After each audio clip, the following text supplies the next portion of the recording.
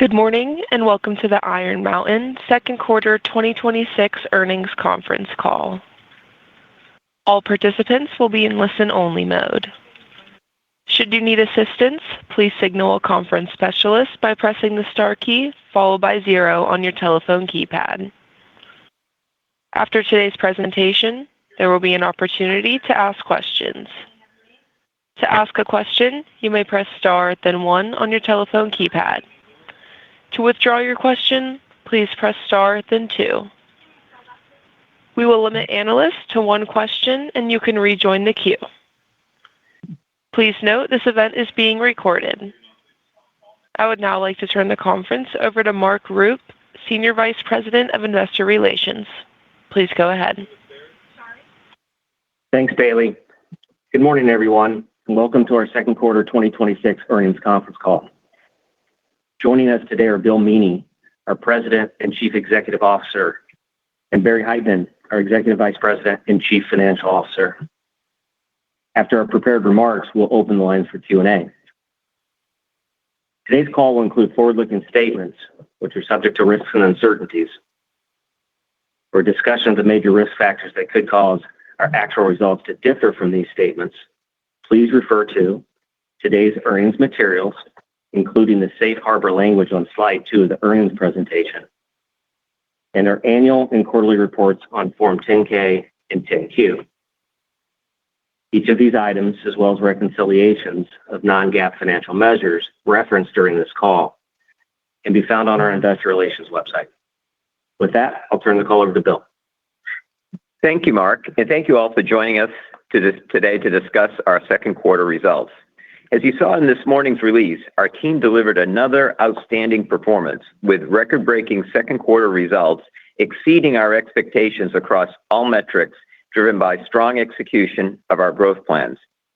Revenue increased 19% year-over-year, including organic growth of 17%, and adjusted EBITDA and AFFO grew 16% and 17% respectively. The foundation of our ongoing success continues to be driven by exceptional customer stewardship, combined with the strength in our traditional records business and the expanding portfolio of growth businesses. Our data center, ALM, and digital businesses collectively grew more than 50% in the quarter, or 14 percentage points on a consolidated basis. These 3 growth businesses accounted for 35% of our second quarter revenue, an increase of 750 basis points as compared to last year. This impressive growth is further strengthened by the consistent mid-single-digit growth that our highly recurring cash-generative physical storage business continues to deliver. Let me now share some of the highlights from the quarter and the confidence this provides as we expect to compound double-digit revenue and earnings growth well into the future. Our data center business continues to deliver strong growth, up 39% in the quarter, with an equally promising outlook. We leased 13 megawatts in the second quarter and another 75 megawatts in July, bringing our year-to-date leasing to 110 megawatts. With strong industry demand and pipeline, we are well-positioned with approximately 325 megawatts of leasable capacity expected to energize over the next 24 months. We delivered another outstanding performance in our asset lifecycle management business with second quarter growth of 88%. ALM represents a multi-billion-dollar opportunity for Iron Mountain, and as an industry leader, we are uniquely positioned to capture it on a global basis. By providing a compelling and differentiated value proposition, we continue to drive new customer wins and expand penetration within our existing base. Let me provide a framework for our ALM strategy, which consists of 2 principal channels, enterprise and hyperscale decommissioning. The enterprise channel offers the most consistent and strong growth potential.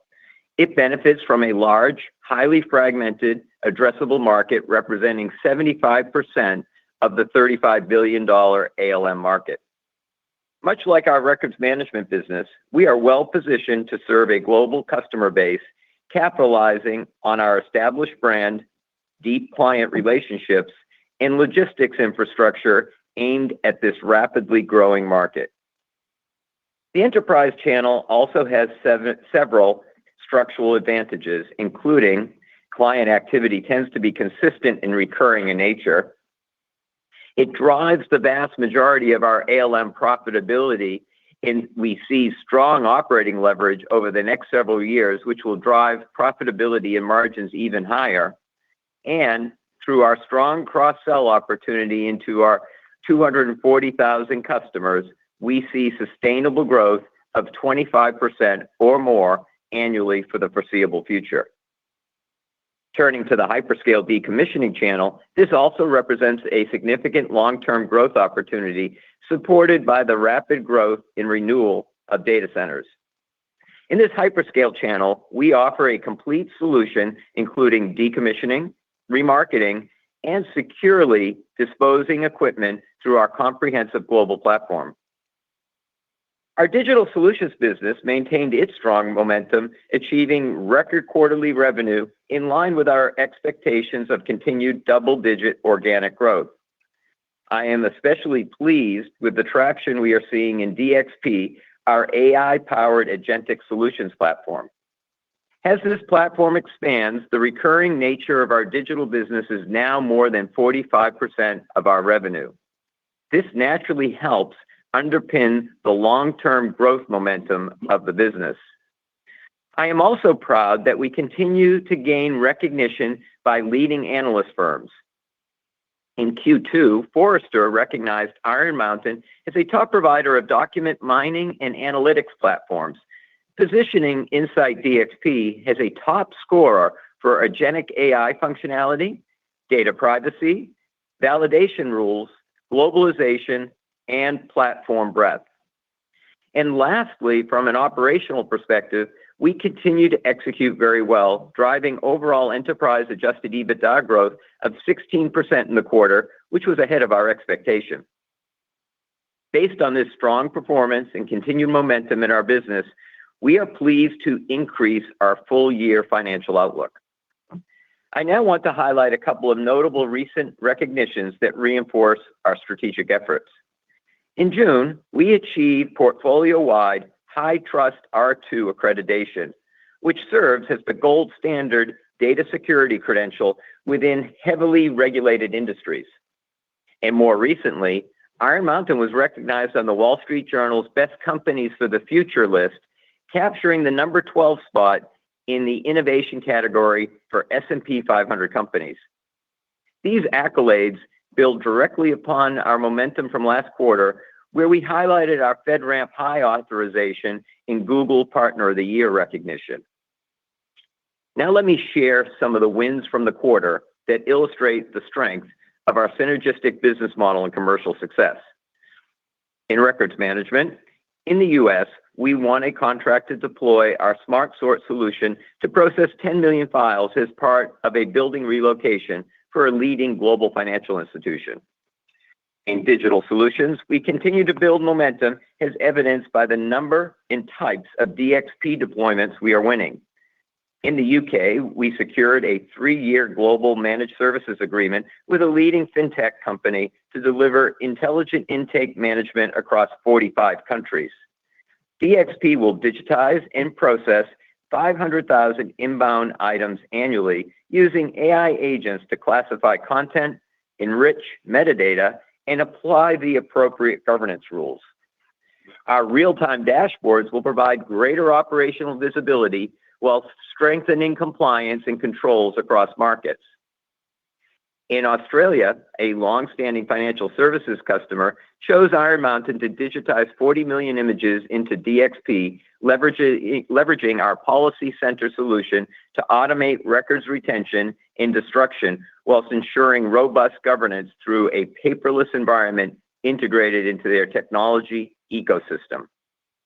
I am also very pleased with the continued momentum in our government business, with considerable new wins in this quarter and expanding deployments in our existing contracts, both in the U.S. and on a global basis. We had particularly strong bookings performance in Europe this quarter. Now let me highlight some of our data center wins.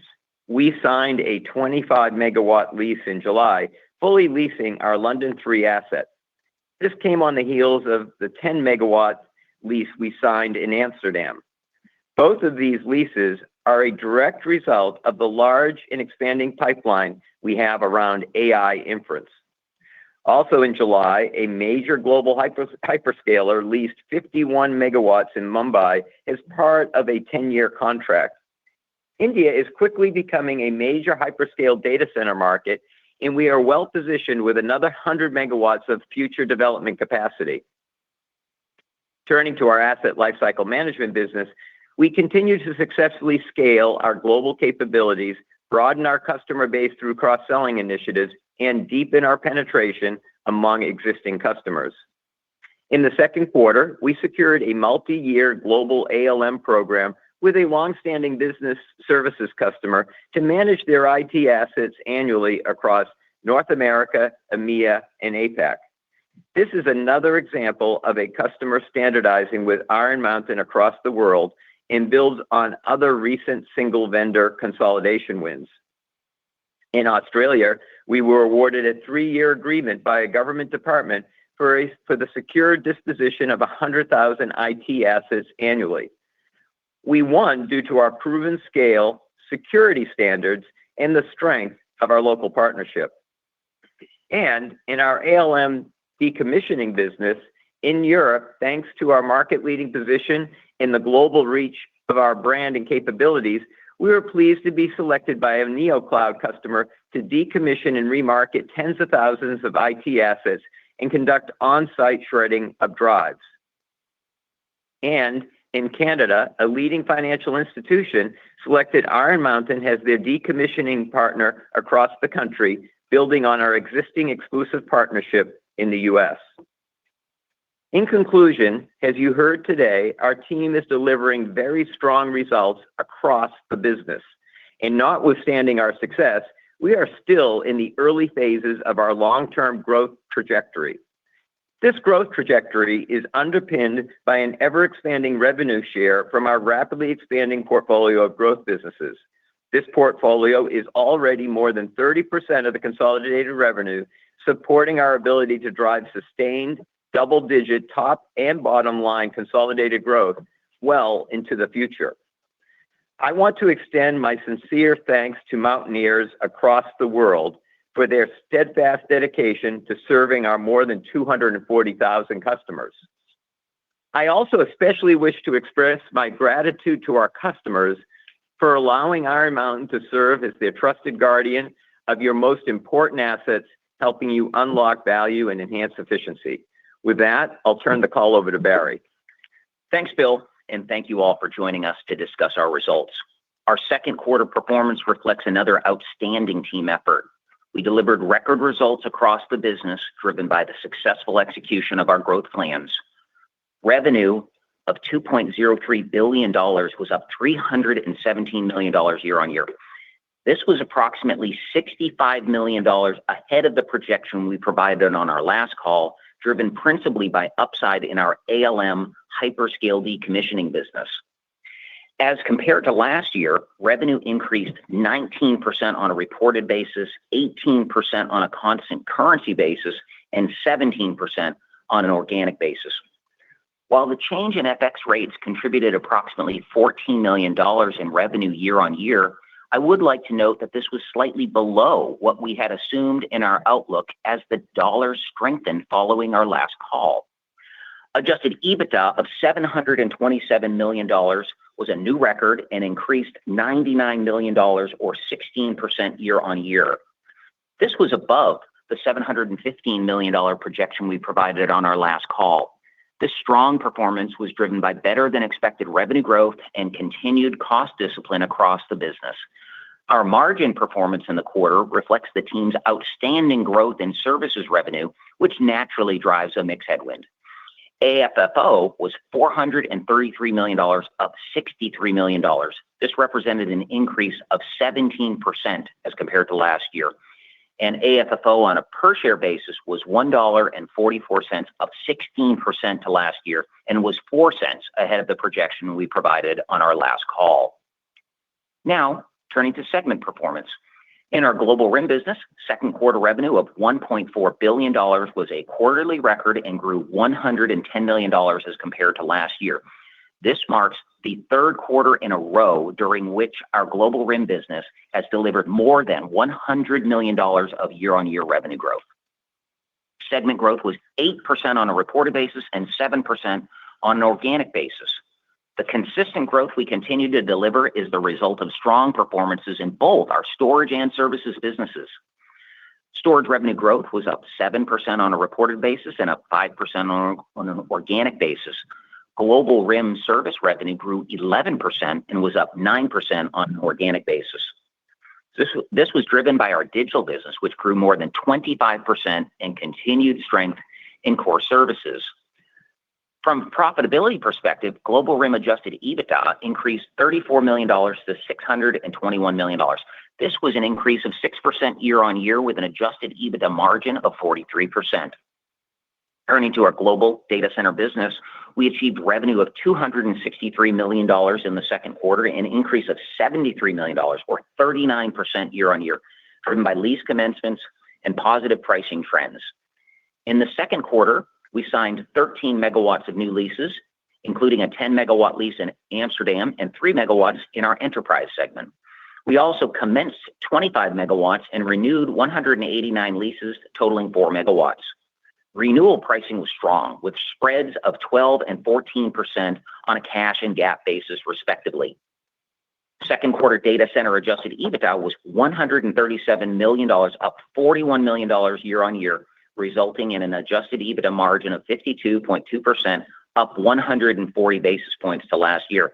And on like-for-like power, our data center margin was up over 100 basis points sequentially from the first quarter. Turning to asset lifecycle management, total ALM revenue was $288 million, an increase of $135 million or 88% year-on-year. On an organic basis, our team grew revenue by more than $127 million or 82%. This strong performance exceeded our projection by more than $45 million, driven by both our enterprise and hyperscale decommissioning channels. Enterprise continued its strong trajectory, growing more than 60% organically through increased penetration of existing customers and the addition of new wins. Data center decommissioning revenue increased more than 100% year-on-year. This was driven partially by $30 million of timing benefit related to a couple large projects that hyperscalers accelerated into the quarter versus their initial schedule. From a profitability perspective, we drove solid improvement in margins, reflecting improved operating performance across the business as well as acquisition synergies. Let me now provide additional color on the price environment for memory and our updated outlook for ALM. Memory prices continue to remain elevated as compared to last year. Relative to the first quarter, mix and pricing varied across memory components, with some up and some down. In terms of our outlook, we are pleased to once again raise our ALM projection, and we now expect full-year revenue to approach $1 billion. This outlook assumes strong growth on the enterprise side to continue in the second half of the year. Consistent with our strategy to offer our clients a complete ALM solution across the world, we recently acquired Group ATF, which expands our capabilities and ALM offering in France and in Belgium. Now, turning to cash flow on a consolidated basis. Year-to-date operating cash flow was $888 million, up $315 million from last year. This marks the best first-half operating cash flow the company has ever achieved. Free cash flow improved $441 million in the first half of 2026 as compared to the first half of 2025. This significant increase was driven principally by growth in our business, improved cash cycle, and the conclusion of our Matterhorn restructuring in 2025, which was $100 million in the first half of 2025 and $0 this year. Turning to capital allocation, our focus remains on investing in high return opportunities that drive double-digit growth and growing our dividend while maintaining our strong balance sheet. Our board of directors declared our quarterly dividend of 86.4 cents per share to be paid in early October. On a trailing four-quarter basis, our AFFO payout ratio is now 60%. In terms of capital investments, in the second quarter, we invested $553 million of growth CapEx and $38 million of recurring CapEx. Turning to the balance sheet, with strong EBITDA performance, we ended the quarter with net lease adjusted leverage of 4.8 times, remaining at the lowest level we've had on this metric since prior to the company's REIT conversion in 2014. During the quarter, and aligned with our strategy, our team successfully issued a new $1.5 billion bond, achieving a 6.25% fixed coupon maturing in 2035. We are very pleased to have achieved a new milestone with this offering. It includes our first ever investment-grade covenant package. We are gratified that debt investors continue to appreciate the strength of Iron Mountain's credit profile. I would like to thank our bondholders for their support of our growth initiatives. And now, turning to our outlook for the full year 2026. Based on our strong second quarter performance and positive outlook, we are increasing our financial guidance for the year. The updated guidance can be found on slides 14 and 15 on our second quarter earnings presentation, which is available on our investor relations website. We now expect total revenue to be within the range of $7.94 to $8.01 billion, which represents year-on-year growth of 16% at the midpoint. We now expect adjusted EBITDA to be within the range of $2.945 billion to $2.975 billion, which represents year-on-year growth of 15% at the midpoint. We expect AFFO to be within the range of $1.76 billion to $1.78 billion, or $5.87 to $5.93 on a per share basis. At the midpoint, this represents 15% and 14% growth, respectively. Now, turning to the third quarter, we expect revenue of approximately $1.98 billion and adjusted EBITDA of approximately $745 million, both an increase of 13% to the third quarter of last year. We expect AFFO of approximately $440 million, an increase of 12% to last year, or $1.47 per share. In light of the strength of the US dollar since our last earnings call, let me provide some context on our updated outlook. On the same FX rates as used at the time of our last guidance, our full year outlook at the midpoint represents an increase of $125 million for revenue, with a $60 million increase in the second half. An increase of $25 million for adjusted EBITDA, with a $12 million increase in the second half. An increase of $35 million for AFFO, with a $20 million increase in the second half. An increase of 10 cents for AFFO per share, with a 6-cent increase in the second half. In conclusion, our team has delivered outstanding year-to-date results, and our long-term growth opportunity remains very substantial. I want to express my thanks to our entire team for their focus and dedication to serving our customers and their deep commitment to Iron Mountain. And with that, operator, would you please open the line for Q&A?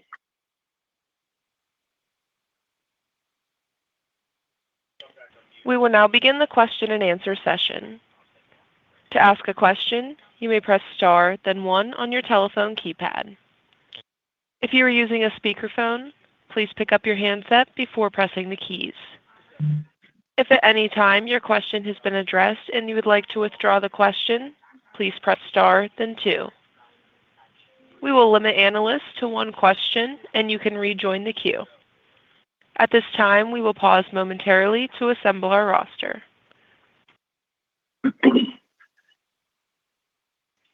Our first question comes from Eric Lubko with Wells Fargo. Please go ahead. Great. Appreciate you taking the question. Great to see some of the data center leasing come through in July in India and London. Maybe you could talk a little bit about what the pipeline looks like beyond July for the rest of the year. You've already exceeded the 100 megawatt target that you laid out at the beginning of the year. What are some of the top of mind campuses, whether it be Richmond or other places in Virginia, where you're seeing demand? Thank you. Thank you. Good morning, Eric. Thanks for the question. Yeah, we're really pleased with the momentum that we're building in the data center leasing side. As we kind of predicted with on the last call, we had 400 megawatts that was being energized over the next 24 months. As we sit here today, after the strong leasing that we've had in the first half of the year, well, including July, we have 325 megawatts that remain that will be energized in the next 24 months. Obviously, we have a lot coming after that, but we feel really good about the pipeline that we have, which includes the Richmond campus, as you highlighted, but beyond Richmond, also including Europe and more in India. So we feel really good about what the momentum we're building. I mean, obviously the leasing for these large hyperscale deals is a little bit lumpy, but the assets we have are compelling, and the pipeline that we have against those assets is super strong. Our next question comes from George Tong with Goldman Sachs. Please go ahead. Hi, thanks. Good morning. Sticking with the data center piece, acknowledging signings and leasings can be lumpy, can you talk about the pipeline and how discussions with hyperscalers are currently progressing and what your latest leasing target is for full year 2026? Hi, George. Thank you. As we said in the last call, in terms of what we expect to happen in 2026 on the leasing side, is we still say that we think we will meaningfully exceed, obviously our original guidance of 100 megawatts, which we're already beyond. So I would say that we still feel very good that we'll meaningfully exceed that number. I think that's really based on, to your point, on the pipeline that we have against the 325 megawatts of the amount of capacity that will be energized over the next 24 months. And a lot of that is, I think I made a comment in my remarks, a lot of it is to do with building out of inference capacity for the hyperscale community. And then also the expansion of not just hyperscale, but I would say a number of data center providers in India. So, the pipeline is strong and multiple against each of those assets. And, I would expect that we will meaningfully exceed, where we are sitting today by the end of the year. But, these are large leases and tend to be lumpy in nature. Yeah, and George, I would just add that as we talked about publicly a few times, it is our intention to be more consistent with the rest of the industry and not necessarily be guiding to leasing on a given year. That's part of the reason why we've been sharing with the investment community our energization schedule, because that, I think, to Bill's point about it being lumpy, is a better indication of what the potential is and frankly the likelihood over that period of time, because all of those megawatts that we have energizing over the next couple of years are in great markets. We have robust pipeline against that. In fact, we're even starting to build pipeline against the megawatts we have that energize after that period of time, and having some very good conversations about that. And as you would expect, since a good amount of that additional megawatts is in Northern Virginia, which is, as you know, the number one market in the world. So we feel really, really good about where we are. And I just echo Bill's point, like we're obviously going to meaningfully exceed our original target for the year. Thanks, George. Our next question comes from Brendan Lynch with Barclays. Please go ahead. Great. Thanks for taking my question. Wanted to follow up on Group ATF. Can you give some details on the size of the acquisition, the operating synergies you anticipate with your existing European exposure, and the opportunity to cross-sell your respective customer bases? Thanks, Brendan. Let me take the cross-sell and the commercial, and then I'll ask Barry to comment on ATF more in terms of the acquisition. So, yeah, I mean, it is consistent with our strategy to add to our platform. So we have, as you know, a very strong ALM platform in Europe, as we do in most major geographies where we operate. But this particular acquisition will actually broaden and deepen our platform in basically key markets of Belgium and France. So we feel really good about that. Obviously, there's a lot of synergies on that, and it gives us the ability to have more conversations with our customers. So, and we're already starting to see the fruits of that in terms of customers that we've known for a long time in one part of our business, say in records management or in the digital business, is we're now able to have a broader conversation with them, including ALM, and you can see that in our ALM print this quarter, where we're up 88% year-on-year in terms of ALM sales. Brendan, hey, a couple more details on the Group ATF deal. So we just closed it. It closed right at the end of July, or I think technically August 1st. And it's not a huge deal. I mean, think like high teens, millions of revenue annually. So I think in the back half, you ought to be expecting something like $7 million of contribution in light of the timing of when we closed it and just the normal cadence of the business. It's like a lot of these enterprise opportunities that we see out there. It's kind of a low 20s EBITDA margin, and it is very consistent with our, if you will, algorithm for tuck-in acquisitions, kind of thinking that we paid in the 5 to 7 times multiple, and we expect it to synergize well below 5 times because, as your question notes, there's a lot of synergy, and there's synergy both on the cost side as well as on the revenue side in terms of the additional cross-selling that Bill mentioned. And just to give you a sense, so Group ATF, as I mentioned, it is quite well established in France and in Belgium. As you probably know, France is one of the top ALM markets, both in the world as one of the very top markets in Europe. So we are very pleased to be able to support our clients in a more robust way and continue to tuck in acquisitions on the enterprise side.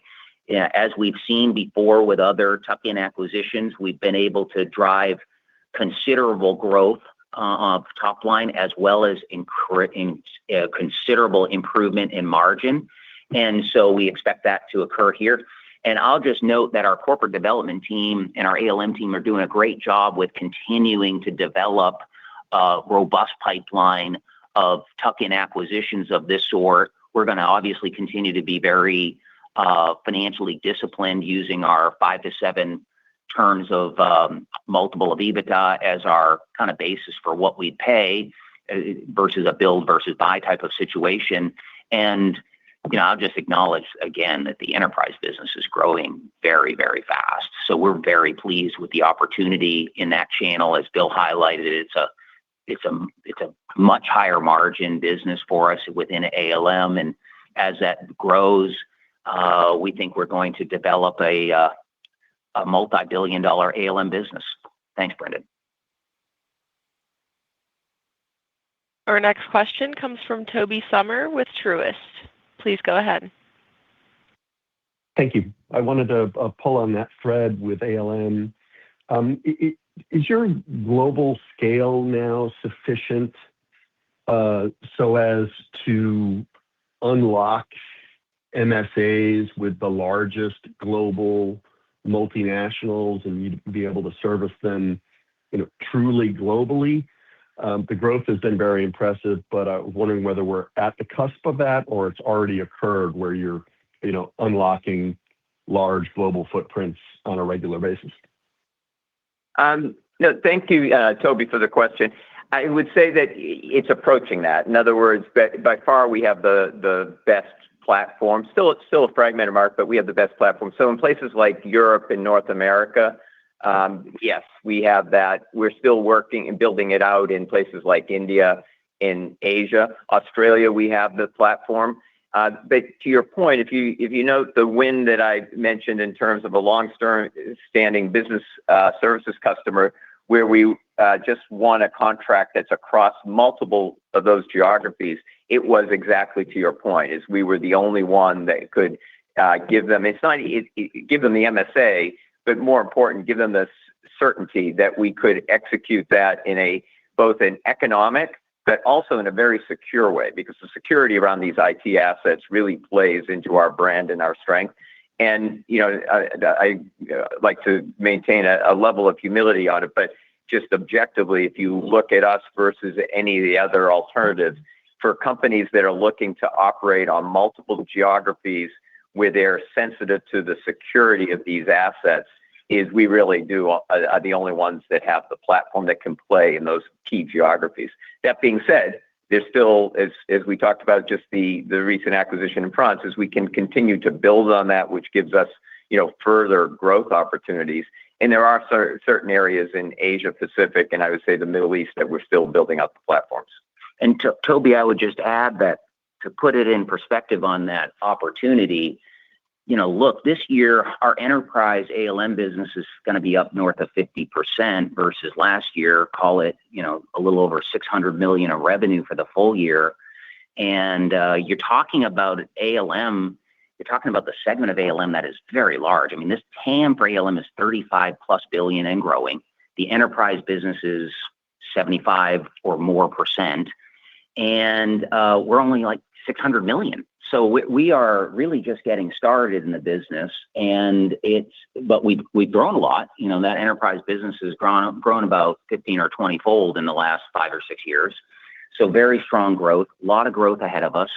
And I'll just also mention that the other piece of the pie on ALM, hyperscale data center decommissioning and broader data center decommissioning with corporate clients, that slug is a very meaningful target for us as well. And in fact, the hyperscale data center decommissioning segment is expected to double over the next 4 or 5 years in terms of the TAM, from 3 to about 6 billion of TAM. And that is driven by, of course, the massive growth of data centers over the last few years and the continuous renewal of the gear inside those data centers. So we feel really well positioned in ALM.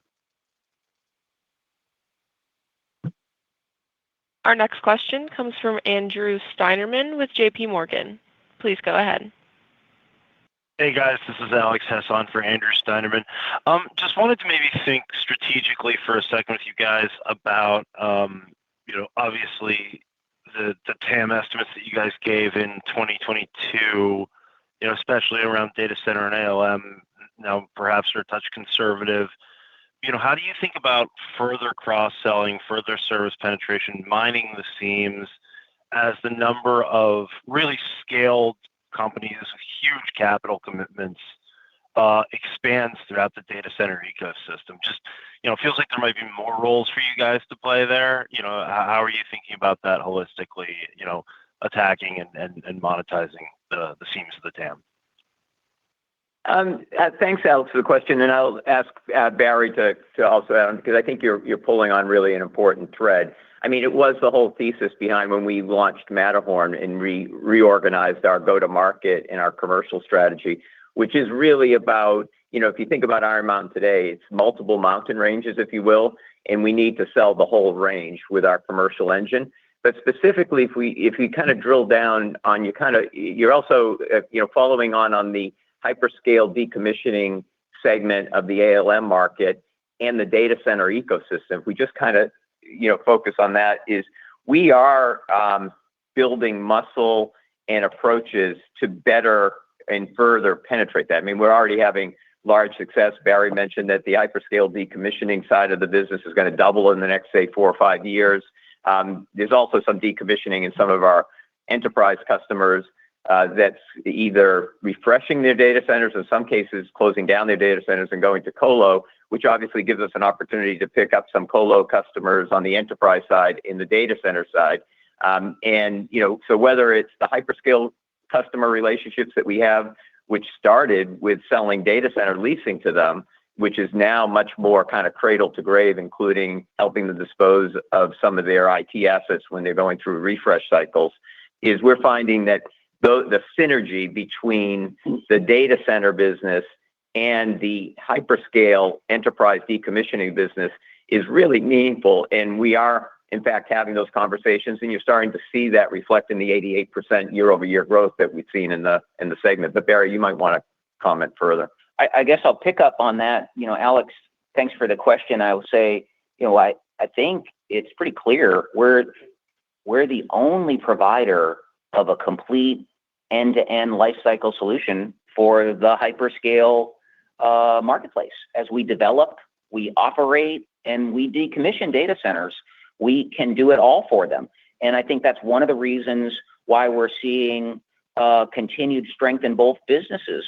Bill mentioned on the prepared remarks, a new element of data center that's coming in as an incremental leg for us on hyperscale decommissioning. That's NeoCloud. You think about all the NeoClouds that have been developing over the last, few quarters, few years. They also will have a lot of refreshing to do over time. And as you think about what's coming in the future to be refreshed, it'll be more GPU based, i.e. higher priced gear with likely even more demand in the secondary market.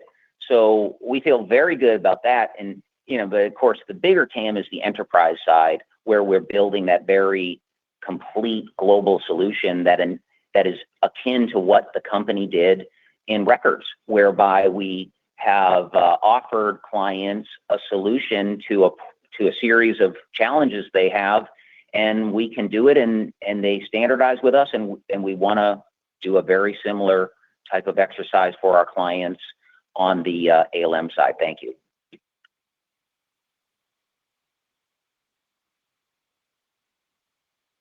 Our next question comes from Nate Crossett with BNP. Please go ahead. Hey, good morning. Just on the core storage business, I was wondering if you could just give an update on your outlook for global RIM volume and pricing, and then separately, if there's anything to note on just the ramping of the DOT contract. Thank you. Hi, Nate. Thanks for those. Our physical volume continues to grow very nicely. You can see in the supplemental report, it was up, I think, 2.5 million cubic feet on a sequential basis. As I've said before, I'll say it again, we have never stored more physical volume on behalf of clients than we are storing right now. So it continues to be a very strong performance for us. I always have been saying, we expect our physical volume to grow very slowly in a positive way, something like slightly up to maybe 50 basis points or so a year. And we've been consistently performing. Our team continues to find ways to help clients in consolidating incremental volume. We are leveraged to markets where there's a continued outsourcing of volume ongoing, such as India, where our team is doing great things, and our Indian business, incidentally, is doing exceptionally well. Not just on the volume side, I might add, on the physical side, but the big lease that we just signed in Mumbai does speak to how we are approaching India in a very comprehensive way. We think that's a huge growth opportunity for us over the next few years. So the physical volume, I expect it to continue to be slightly up for the foreseeable future. As it relates to revenue management, I'll just say, what we endeavor to do, as you know, Nate, because you've covered us for a long time, is we look to charge for value. And our revenue management initiatives are based on the fact that we can support those through offerings to clients that they can't get from anybody else. So whether it be our Smart Sort, our Smart Reveal, digital on demand, cross-selling of ALM services together, we really feel that the way we generate the ability to drive revenue management is through generating significant value for clients. And we want to continue to have very satisfied clients. And I'm pleased to say, by the way, that our retention rate continued to increase over the last several quarters, including this quarter. And then lastly, as it relates to the IRS deal, Bill and I both mentioned that our digital business continued to grow, had a record quarter.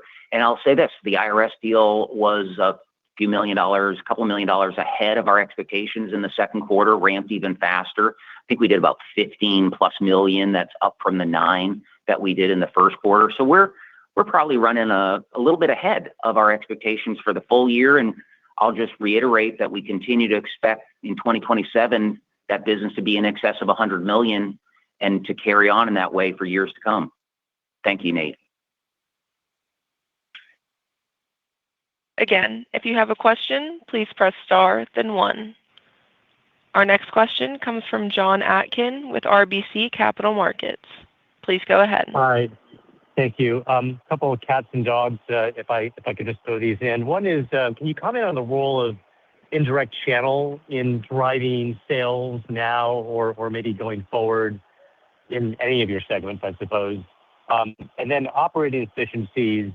A lot of your margin expansion is through things like revenue management and sweating assets, more effectively. But in terms of things that require, like quote to cash or sales force efficiency and so forth, anything on the operations side that we should be thinking about as a source of margin expansion? And then thirdly, I think Webworks had a bare metal computer hosting unit, and I just wondered whether that is a line of business that you see some potential in to maybe expand. Thank you. Okay.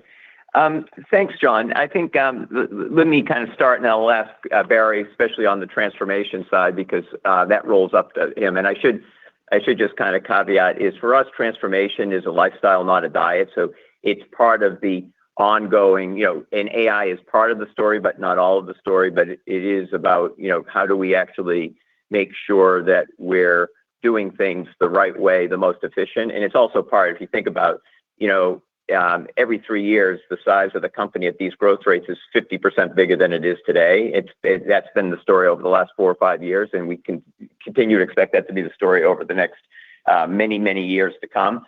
So it's the transformation and the efficiency isn't just about margin. It's making sure that we're fit and we're building capacity that can manage that growth in the best way going forward. So I'll ask Barry to talk a little bit, to give you a little bit more flavor, but we think we're really excited about what our transformation office has been able to do with our leaders. Coming to your point on the channels, I think it's a really good question, is that we are using channels more and more. Mostly it's on the digital side. You can imagine you have a lot of the big systems integrators that have been serving customers on business process outsourcing or BPM type work. And, they're coming to us more and more saying, can they partner with us because of the unique capabilities that we built, when we were the first time we won AI Partner of the Year with Google, which was, I guess, 7 or 8 years ago. And we've been building on that capacity. We own the IP, and we're building on that capacity, which allows companies really to seize what I call the holy grail of straight-through processing in their back office on a number of solutions. And so we are finding more and more, and not just systems integrators, but that's one of the channels that we're using. We're also across the marketplaces of the Azure, the GCP, or the Google platform, as well as the AWS platform. So we're able to seamlessly work with those 3 cloud providers through their marketplaces and allow customers to use their credits or commits with those 3 cloud providers to buy Iron Mountain services. And that is becoming a bigger and bigger part of the service. In terms of bare metal, no, I mean, we are very focused on digital infrastructure and infrastructure as a service for our customers. We think that is it keeps us out of conflicts, and we think that adding to that, what we think makes the most sense for Iron Mountain is the synergies that we see with our data center infrastructure, not in doing bare metal as a service, but rather helping them with their IT assets when they go through decommissioning cycles, which has been a huge part of our growth. And John, on the transformation, I'll add a little bit of color here. First of all, you should just in the short term, you should be expecting our margin to continue to improve as implied in the guidance of half to half and quarter to quarter, because that's both our seasonal pattern as well as just how the mix will play out. I think over the next few quarters, the improving mix. In terms of transformation in particular, we have a very broad program ongoing, which will drive considerable EBITDA and the opportunity to further invest in our growth initiatives. And so those are efficiency driven, productivity driven. I could give you a whole laundry list. I'll hit a few of the high points. In our core physical services, the team continues to drive incredible margin opportunity. It is strength to strength from that team continuing to do it. And you might say, how is that possible after all these years of improving trends there? And the team is very innovative and continues to adapt. So, for example, they partner with our real estate team, and As you know, we've got a multi-decade real estate program here where we are slowly but surely improving our footprint, which enables us to unlock transportation savings. It enables us to be more efficient inside the warehouses. That is a big factor for us now and going forward. Another one is we have significantly improved the capabilities in our procurement organization, and they are driving considerable savings now and in the future. And even more important, they are, we're really starting to more strategically source. So that is a huge transformation area. Our customer care organization is getting much more efficient and productive. And as Bill mentioned, as you think about the business doubling over the last 5 years and with a huge growth agenda going forward, being that much more efficient in the way we go to work for our customers, and that can be in leveraging AI, that can just be more effective call time response. That drives incremental margin as well. And I guess I'll end with AI.